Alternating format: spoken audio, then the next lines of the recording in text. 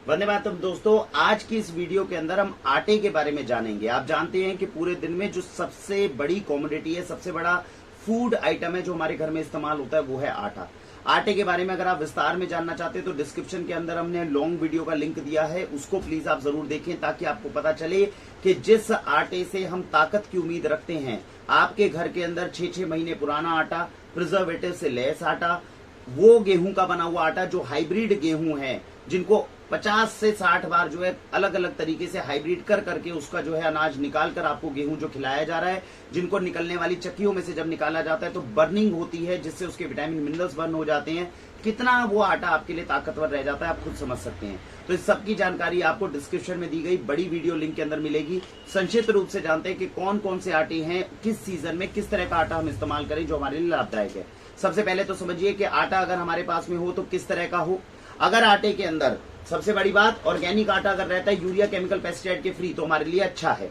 तो सबसे पहली चॉइस तो कोशिश यही करनी चाहिए कि पास के ऑर्गेनिक स्टोर के अंदर जाएं और वहां पर जाकर ऑर्गेनिक आटे की डिमांड करें, ताकि कम से कम जो यूरिया केमिकल पेस्टिसाइड आपके आटे के अंदर, गेहूं के अंदर डल रहा है, उसको बचा सके। अगर इसको बचाते हैं तो 30 से 40% आपकी प्रोटेक्शन होनी शुरू हो जाती है। कैंसर की तरफ अगर हम आगे बढ़ रहे हैं तो उसका बढ़ना हमारा रुक जाता है। फिर उसके बाद में आता है आटे के अंदर एक आटा आपने सुना होगा, एमपी का आटा, शरबती का आटा। इसकी गेहूं जो होती है खाने के अंदर थोड़ी मीठा टेस्ट होता है, टेस्टी बहुत ज्यादा होता है। तो अगर ऑर्गेनिक स्टोर में जा ही रहे हैं तो कोशिश करें कि अगर आटा है वो नॉर्मल आटा है, लेकिन अगर हमें लगता है कि रोटी हमारी और टेस्टी बने, उसमें चोकर बहुत ज्यादा हो, व्हीट ब्रांड ज्यादा हो, तो ऐसे करने के अंदर शरबती आटे को प्रेफर किया जा सकता है। तो खासकर जैसे हमारे पास में अगर स्टोर के अंदर होता है तो हम एक इस तरह का आटा मंगवाते हैं जो नॉर्मल ब्रांड के साथ होता है। जो शरबती आटा होता है इसके अंदर हम चोकर ज्यादा डलवाते हैं ताकि इसके अंदर ब्रांड और फाइबर की मात्रा जो है वो बढ़ सके। अब ये नॉर्मल गेहूं है, दोनों गेहूं कौन सी हुई, हाइब्रिड गेहूं हुई। जो 1965 के बाद ग्रीन रेवोल्यूशन के दौरान जो गेहूं के अंदर हमने हाइब्रिड करी थी, ये दोनों आटे उस कैटेगरी में आते हैं। कोशिश क्या करनी चाहिए, कोशिश करनी चाहिए कि आटा जो है वो 1965 के बाद की बजाय जो 1965 से पहले देसी बीज थे उनके आटे हों। ऐसे कौन कौन से आटे हैं देश के अंदर जो लाभदायक हैं? वैसे तो इसकी बहुत सारी वैरायटीज हैं, कुछ कुछ के नाम मैं आपको बताता हूं। जैसे लोकवान आटा हो गया आपके पास में, जैसे खापली आटा हो गया, बंसी आटा हो गया। लोकवान की अगर हम रोटी बनाते हैं तो मोटी रोटी बनती है, जैसे जवार की, बाजरा की, रागी की, तो खाने में बहुत ज्यादा टेस्टी नहीं होता। खाने में भी अगर टेस्टी चाहिए और देसी बीज आपको चाहिए तो उसमें आता है बंसी गेहूं। बंसी गेहूं की खासियत ये होती है कि अगर इस गेहूं को उगाते वक्त हम यूरिया केमिकल पेस्टिसाइड डालने की कोशिश करेंगे तो इसकी फसल गिरने का डर होता है। इसीलिए ज्यादातर बंसी गेहूं या तो देश में उगेगी नहीं, अगर उगेगी तो ऑर्गेनिक किसान ही उगाएंगे। इसके मूल्य जो है नॉर्मल गेहूं से थोड़ा ज्यादा होता है, लेकिन बंसी गेहूं अगर हम लेते हैं तो यूरिया केमिकल पेस्टिसाइड फ्री भी मिलेगा और 1965 से पहले की गेहूं भी मिलेगी और टेस्ट भी इसका बहुत बेहतरीन होगा। तो बंसी गेहूं को इसलिए ज्यादा प्रेफर किया जाता है दूसरी गेहूं के मुकाबले। ऑर्गेनिक मिल जाए तो यूरिया केमिकल पेस्टिसाइड फ्री, जैसे मैंने बोला बंसी तो यूजुअली ऑर्गेनिक ही होती है। एक आपने अनाज का नाम सुना होगा गेहूं का, जिसको बोलते हैं खापली गेहूं, खापली व्हीट। तो खापली के अंदर खासियत क्या होती है? खापली के अंदर खासियत ये होती है कि इसके अंदर ग्लाइसेमिक इंडेक्स बहुत कम होता है। ग्लाइसेमिक इंडेक्स कम होने का मतलब खापली गेहूं के आटे की रोटी अगर हम खाते हैं और अगर हमें डायबिटीज भी है तो ये हमें इतना नुकसान नहीं करता। बाकी अनाजों की अगर हम रोटी खाएंगे तो शरीर के अंदर जाकर ग्लूकोज की मात्रा बढ़ती है, जिससे हमें डायबिटीज का खतरा और बढ़ सकता है। खापली गेहूं के आटा, खापली काफी महंगा होता है, खापली गेहूं के आटे की रोटी अगर हम खाते हैं तो इस तरह की डायबिटीज होने की या डायबिटीज के अंदर नुकसान होने के चांसेस बहुत कम हो जाते हैं। तो मैंने आपको 4 प्रकार की गेहूं बताई, जिस तरह का आटा जो हमें सूट करे उस तरीके से जो है हम ले सकते हैं। अब बात आती है, अगर गर्मियां हैं तो क्या गेहूं ही खाना चाहिए? गेहूं तो सबसे अच्छा अनाज नहीं होता, तो क्या खाना चाहिए? पहला प्रेफरेंस जो हमें करना चाहिए वो है, गर्मियों में अगर हम खाते हैं तो जैसा मैंने गेहूं बताया तो गेहूं अच्छा अनाज नहीं है, तो क्या खाना चाहिए? पहली प्रेफरेंस हम जौ को कर सकते हैं।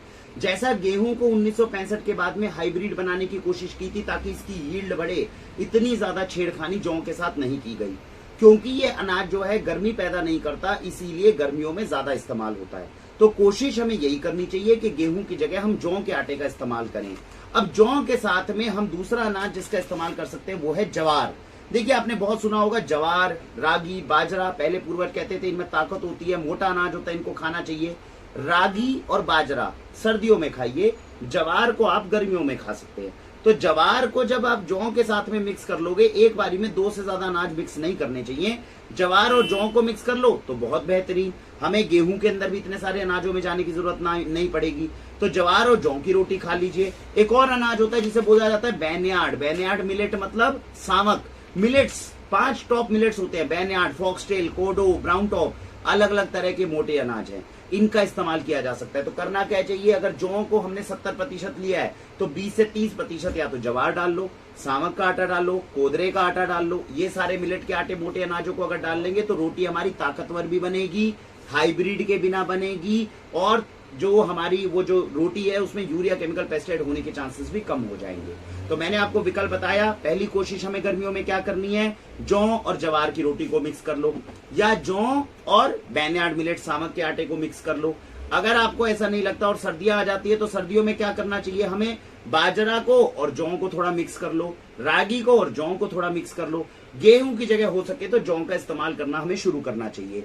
और अगर आपको लगता है कि आपको गेहूं ही इस्तेमाल करना है और अगर हम अफोर्ड कर सकते हैं तो खापली और बंसी बहुत अच्छे अनाज हैं, जिसमें बंसी की रोटी बहुत ज्यादा स्वाद बनती है। खापली की रोटी उतनी स्वाद ना बने लेकिन शरीर के लिए बेहद लाभदायक है। और अगर उससे नीचे हम जाते हैं तो शरबती और नॉर्मल गेहूं आती है, जो 1965 के बाद की हाइब्रिड जरूर है, लेकिन कम से कम यूरिया केमिकल पेस्टिसाइड से परिवार को बचाने की कोशिश करें। 40% तो परिवार को यूरिया केमिकल पेस्टिसाइड से बचा सकते हैं। फिर हम अगर अपने अनाजों का चुनाव करेंगे तो परिवार को अच्छा रख पाएंगे। तो आज की इस वीडियो में मैंने आपको अलग अलग आटों के बारे में बताया, जिसकी रोटी अगर मिश्रित करके हम खाते हैं तो शरीर के लिए लाभदायक है। डिस्क्रिप्शन बॉक्स में जाके कंप्लीट वीडियो को देखेंगे तो और ज्यादा जानकारी इसके बारे में हमें मिल पाएगी। भारत वंदे मातरम।